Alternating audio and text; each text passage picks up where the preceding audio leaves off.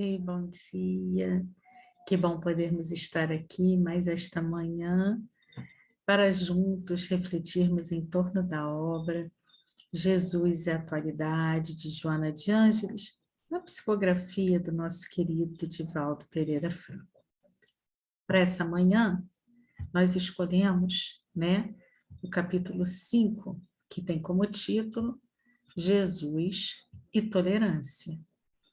Nós vamos, então, iniciar refletindo com Joana que, em termos de psicologia profunda, a questão do julgamento das faltas alheias constitui um grave cometimento de desumanidade em relação àquele que erra.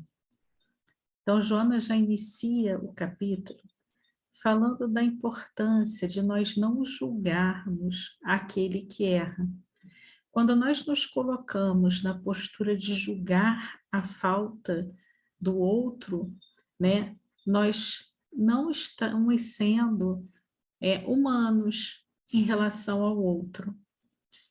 E ela continua dizendo que o problema do pecado pertence a quem o pratica, que se encontra a partir daí em curso em doloroso processo de autoflagelação, buscando, mesmo que inconscientemente, liberar-se da falta que lhe pesa como culpa na economia da consciência.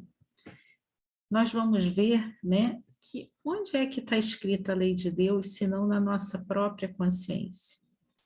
Então, aquele que erra, aquele que está equivocado, muitas vezes já se pune o suficiente porque tem já consciência de que não consegue seguir aqueles padrões que seriam os padrões considerados ideais e necessários para o seu aperfeiçoamento e para o seu desenvolvimento.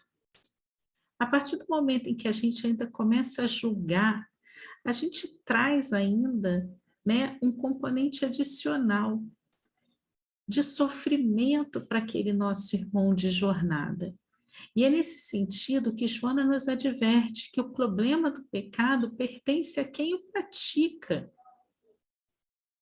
Já há um processo doloroso de autoflagelação, A consciência já pesa, a culpa já aparece. Então, se você não é capaz de olhar e acolher aquele indivíduo, de nada você ajuda. E Joana vai dizer para a gente assim, a culpa é sombra perturbadora na personalidade, responsável por enfermidades soezes, causadoras de desgraças de vária ordem.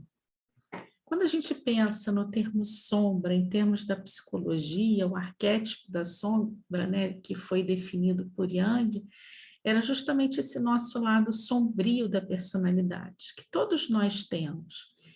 E quando a gente carrega culpa, a gente fica muito preso, a ressentimento, a remorso, e isso nos traz, nos aprisiona ali naquele sentimento negativo, e muitas vezes aquilo ali vai nos causar males para além daquele próprio sentimento. Esculpida nos painéis profundos da individualidade, programa por automatismo os processos reparadores para si mesma. Toda contribuição de impiedade, mediante os julgamentos arbitrários, gera, por sua vez, mecanismos de futura aflição para o acusador, ele próprio, uma consciência sob o peso de vários problemas. A verdade é que todos nós temos problemas, todos nós temos dores, mas muitas vezes a gente não quer enxergar aquilo que há dentro de nós. E é mais fácil a gente olhar para o outro, meio que para justificar nossa conduta, como se a gente olhando para o erro do outro, a gente dissesse assim, tá vendo, ele erra também, posso ficar tranquilo aqui com o meu erro. Mas a gente sabe que na prática não é bem assim. Então, nós trazemos a nossa consciência também pesada, nós também temos o nosso telhado de vidro. Então, por que não sermos mais tolerantes, não termos mais compaixão com os nossos companheiros de jornada. A verdade é que, julgando as ações que considera incorretas no seu próximo, realiza um fenômeno de projeção da sua sombra em forma de autojustificação, que não consegue libertá-lo do impositivo das suas próprias mazelas. Essa frase aqui, né, ela vai bem de acordo com a frase no parágrafo anterior, onde Joana vai tentando nos trazer, né, nos fazer despertar em relação às nossas relações interpessoais, no sentido de que é natural que nossos irmãos de jornada venham, né, ou possam vir a ter condutas que nós vamos questionar. Pode ser que eles apresentem condutas que nós possamos assim considerar equivocadas, incorretas, mas a partir do momento que a gente começa a querer ficar julgando isso, na verdade é como se a gente projetasse esse nosso lado sombrio, né, essa nossa sombra, em forma de uma espécie de autojustificação. E aí a gente aprisiona esse nosso irmão nas suas próprias mazelas. E a gente deixa de enxergar esse irmão como sendo alguém que, como nós, está buscando um caminho. A tolerância, em razão disso, a todos se impõe como terapia pessoal e fraternal, compreendendo as dificuldades do caído, enquanto lhe distende mãos generosas para o soerguer. Então, quando a gente olha com tolerância para o nosso irmão de jornada, quando a gente olha para o nosso irmão equivocado, isso não está querendo dizer que a gente vai ser conivente com o erro. Na verdade, a gente vai olhar com tolerância o indivíduo. E a gente vai perceber assim, olha, você pode estar até errando agora, mas eu sei que você tem capacidade de acertar. Quando a gente acusa, né, no julgamento dos erros alheios, a gente muitas vezes vai perceber que a gente se depara com propósitos escuros e uma espécie de vingança-prazer em constatar a fraqueza dos outros indivíduos, que sempre merecem a misericórdia que todos esperamos encontrar quando em circunstâncias equivalentes. No nosso estágio evolutivo, a gente ainda não consegue vivenciar aquele amor plenitude, né? Aquele amor pleno que Jesus nos ensinou. A gente está engatinhando aí. E diante disso, a gente ainda tem muita dificuldade de lidar com a felicidade do outro, né? Porque aquilo nos incomoda, porque a gente olha assim e fala assim, poxa, mas como é que ele consegue ser feliz e eu não sou? Tem gente que tem dificuldade até de lidar com redes sociais, porque não tem estrutura emocional para isso, porque olha a felicidade do outro e fala assim, meu Deus, mas ele tem tudo, eu não tenho nada. Não consegue entender que muitas vezes as redes sociais são momentos que as pessoas querem registrar, momentos de felicidade, momentos de encontros, de equilíbrio, de comemorações. Não entendem que a vida é um processo, é um fluxo permanente de altos e baixos, de perdas e ganhos, que todos nós passamos por isso. Mas aqueles que ainda são muito imaturos emocionalmente, que têm dificuldade de lidar com esse sucesso alheio, eles ficam meio que de antenas ligadas, esperando que o indivíduo fracasse para que eles possam dizer assim, tá vendo? Ó, ele também está errando. É como se fosse uma espécie de vingança, prazer ali, para mostrar, tipo assim, olha, eu erro, mas, pô, ele também erra, né? E a verdade é que todos merecemos a misericórdia. Quando a gente pensa assim, eu quero que quando eu erro, as pessoas tenham um olhar generoso para mim. Eu passo a querer ofertar esse olhar generoso para os outros também. Esse é o segredo, né? Fazer aos outros somente aquilo que nós gostaríamos que os outros fizessem por nós. Então, Joana vai continuar dizendo assim, quando a gente pensa em Jesus, né? Que é a base do nosso estudo. Jesus sempre foi muito severo na educação dos julgadores da conduta alheia.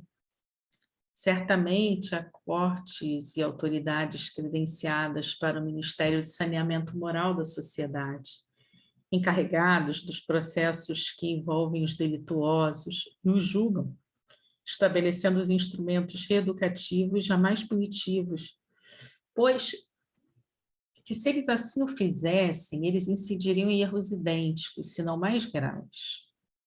O julgamento pessoal, que ignora as causas geradoras dos problemas, demonstra o primitivismo moral do homem, ainda lobo do seu irmão. O mestre estabeleceu a formosa imagem do homem que tem uma trave, dificultando-lhe a visão, e, no entanto, vê o cisco no olho do seu próximo. A proposta é rigorosa, portadora de claridade iniludível, que não concede pauta a qualquer evasão de responsabilidade. Ele próprio, diante da multidão aflita, equivocada, perversa, insana, ao invés de a julgar, tomou-se de compaixão e ajudou-a. Naturalmente, não solucionou todos os problemas, nem atendeu a todos, como eles o desejavam. Não obstante, compadecido, os amou, envolvendo-os em ternura e ensinando-lhes as técnicas de libertação para adquirirem a paz. Então, nessa parte do capítulo, Joana vai nos trazer justamente para a vivência cristã. E diz assim, olha, Jesus não puniu ninguém, não castigou, não condenou, mas Jesus era muito severo com aquelas pessoas que eram muito presas aos formalismos e que funcionavam como espécies de julgadores da conduta alheia. Na Terra, nós temos, né, a justiça da Terra, que vai, né, exercer o seu papel ali no sentido de trabalhar para que nós vivamos numa sociedade mais justa, né, em que a gente tenha assim, a moral prevalecendo. E a verdade é que nós precisamos ser capazes de olhar para o outro, para o nosso irmão de jornada, e não condenar o indivíduo, mas sim a conduta. A conduta é equivocada, mas o indivíduo ele tem chance de se redimir, de se melhorar. Quando a gente faz um julgamento de alguém baseado em algo que nós estamos vendo, muitas vezes a gente está fazendo esse julgamento ali muito na superfície, porque a gente ignora as causas geradoras dos problemas. Isso, na verdade, diz muito mais sobre quem está julgando do que sobre quem está cometendo aquele ato equivocado.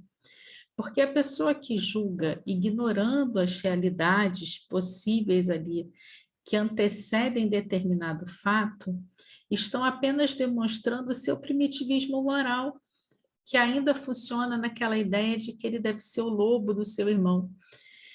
O mestre, ele vai mostrar isso para a gente, ele vai dizer assim, olha, ele vai trazer uma analogia, né, com um homem que tem uma trave dificultando-lhe a visão, mas ainda assim ele é capaz de enxergar o cisco no olho do seu companheiro de jornada. E essa proposta, ela é bastante rigorosa, assim, ela nos chama a responsabilidade, no sentido que ela diz assim, olha, vocês precisam se modificar, porque vocês estão enxergando o erro no irmão, que muitas vezes é um reflexo do erro que há em vocês, né? Então, a gente precisa ser capaz de despertar isso, né, nas pessoas que convivem conosco. Joana vai finalizar o capítulo dizendo assim, olha, ao invés de vocês falarem assim, ó, bandido bom é bandido morto, nenhum cristão imagina isso, nenhum cristão, isso não é mensagem cristã. Quem fala esse tipo de frase, quem pensa esse tipo de frase, é porque não compreendeu nada do ensino de Jesus e ainda vive na barbárie, no primitivismo. Joana vai trazer para a gente o seguinte, tem compaixão de quem cai. A consciência dele vai ser o seu juiz. Isso é muito profundo, isso é muito profundo. E aí, ela continua ainda dizendo assim, ajuda aquele que lhe constitui punição. Tolera o infrator. Ele é o teu futuro, caso não disponhas de forças para prosseguir bem. A tolerância que utilizares para com os infelizes se transformará na medida emocional de compaixão que receberás quando chegar a tua vez, já que ninguém é inexpugnável, nem perfeito. Então, olha só, a tolerância que nós utilizarmos para com os outros vai se transformar na medida emocional de compaixão que nós iremos receber quando nós estivermos na situação de sermos, né, aqueles a cometerem os equívocos, os erros. Então, todo o evangelho, né, todas as narrativas que envolvem o Cristo nos chamam, nos convidam a esse movimento, né, do olhar para o nosso irmão com compaixão, com tolerância, com harmonia, com equilíbrio, sem nos prendermos, né, a esses formalismos, a esse pensamento primitivo que nos coloca como juízes, como lobos dos nossos irmãos de trajetória, mas sim buscando nos chamar à responsabilidade de que nós podemos, com o nosso exemplo, com o nosso acolhimento, com o nosso amor, auxiliarmos o nosso irmão que se encontra no caminho equivocado, para que ele possa encontrar oportunidades de mudança e reforma e renovação interior. Bem, chegamos então ao final desse capítulo 5. Agradeço a todos vocês que estão me acompanhando nessa jornada. Desejo um bom dia, um bom feriado, muita paz, muita harmonia e que Jesus nos abençoe.